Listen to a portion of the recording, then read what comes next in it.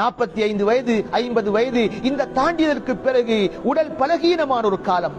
யாருமே 50 வயதை அடைந்ததற்கு பிறகு திருமணம் முடிக்கக்கூடிய காலத்தில் எவ்வாறு உடல் ஆரோக்கியம் இருந்ததோ அந்த ஆரோக்கியத்துடனேயே அந்த புஜபல சக்தியுடனேயே என்னுடைய கணவன் இருக்க வேண்டும் என்று மனைவியும் எதிர்பார்க்க முடியாது. அதுபோன்று மனைவி இருக்க வேண்டும் என்று கணவனும் எதிர்பார்க்க முடியாது. அல்லாஹ்வுடைய குர்ஆன் மிக தெளிவாக சொல்கிறது. சூரா யாசீன் அல்லாஹ் சொல்கிறான், வமன் நுஅம்மிருஹு நுனக்கிஸுஹு ஃபில் ஹல்க் அஃபலா யஅகிலூன். யாருக்கு நீண்ட கால உலக வாழ்க்கை கொடுக்குகிறோமோ அவருடைய வாழ்க்கையில் சில மாற்றங்களை ஏற்படுத்துவோம். பொதுவாக வைத்தியர்கள் சொல்வதுண்டுதான், ஆண்களை விட பெண்களுக்கு 40 அல்லது 45 வயதை தாண்டியதற்கு பிறகு அவருடைய ஹோமோன்களுடைய மாற்றங்கள் ஏற்படலாம். அந்த ஹோமோனுடைய மாற்றங்கள் ஏற்படுகிற பொழுது அவர்கள் 40 வயதுக்கு முன்னர் கணவனுடன் சந்தோஷமாக சிரித்து பழகுகிற பெண்களாக இருந்திருப்பார்கள். ஆனால் இந்த 40-45 வயதை தாண்டியதற்கு பிறகு அவர்களுக்கு திடீரென கோப உணர்வு ஏற்படுகிற நிலைமை உருவாகலாம். 40 வயதுக்கு முன்னர் இருந்த நிலைமைகள் சற்று வித்தியாசங்கள் ஏற்படலாம். இது ஆண்களுக்கும் இருக்குகிறது, பெண்களுக்கும் இருக்குகிறது.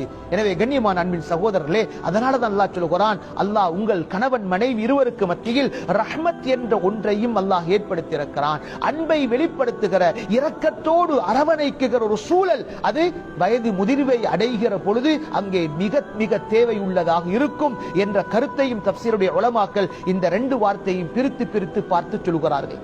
எனவே கண்ணியமான அன்பின் சகோதரர்களே, அன்பின் பெரியவர்களே, அன்பின் சகோதரிகளே, தாய்மார்களே, இந்த விவகாரங்கள் நாம் வாழ்க்கையில் கையாளுவோமையாக இருந்தால் ஒவ்வொரு கணவனும் மனைவியும் இது போன்ற விடயங்களை, அன்பு என்பது அல்லாஹ் ஏற்படுத்தியிருக்கிறான். உள்ளத்தில் கருணை என்ற தன்மையை அல்லாஹ் ஏற்படுத்தியிருக்கிறான். நாம் ஒவ்வொருவரும் உள்ளத்தில் நாம் தட்டி கேட்டு பார்ப்போம், அல்லாஹ் ஏற்படுத்தியிருக்க அன்பை நான் ஏன் வெளிப்படுத்தாமல் இருக்கிறேன்? அல்லாஹ் என்னுடைய உள்ளத்தில் ஏற்படுத்தியிருக்கிற இரக்கம் காட்டுதல், கருணை காட்டுதல் என்ற தன்மையை நான் ஏன் வெளிப்படுத்தாமல் இருக்கிறேன்? இது அல்லாஹ் அமைத்து தந்த ஒன்று. அல்லாஹ்வுடைய தூதர் முஹம்மது ஸல்லல்லாஹு அலைஹி வஸல்லம் அவர்கள் சொன்னார்களே, உங்களுடைய மனைவியர்களோடு அழகிய முறையில் நீங்கள் பேசுங்கள், அவர்களை அலட்சியப்படுத்தி அசிங்கமாக நீங்கள் பேசாதீர்கள் என்ற நசீஹத்துகளை அல்லாஹ்வுடைய தூதர் ஸல்லல்லாஹு அலைஹி வஸல்லம் சொல்லி தந்திருக்கிறார்கள். அல்லாஹ்வுடைய குர்ஆன் நம் ஒவ்வொருவருடன் பேசிக் கொண்டிருக்கிறது. வஆஷிரூஹுன்ன பில் மஅரூஃப், உங்களுடைய மனைவியர்களோடு அன்பாக இரக்கமாக நீங்கள் நடந்து கொள்ளுங்கள் என்று அல்லாஹ்வுடைய குர்ஆன் பேசிக் கொண்டிருக்கிறது. அல்லாஹ்வுடைய தூதர் சொன்னார்கள் ஸல்லல்லாஹு அலைஹி வஸல்லம், யஸிரு வலா துஅஸ்ஸிரு, நீங்கள் மென்மை போக்கோடு நடந்து கொள்ளுங்கள், அடுத்தவர்களுக்கு கஷ்டம் கொடுக்குகிற அமைப்பில் நடந்து கொள்ள வேண்டாம். இது ஒவ்வொரு கணவனும் மனைவியும் தன்னுடைய வாழ்க்கையில் இதை யோசிப்பார்களே ஆனால் வாழ்க்கை சந்தோஷமாக அமைய பெறும், நிச்சயம் சந்தேகம் இல்லை.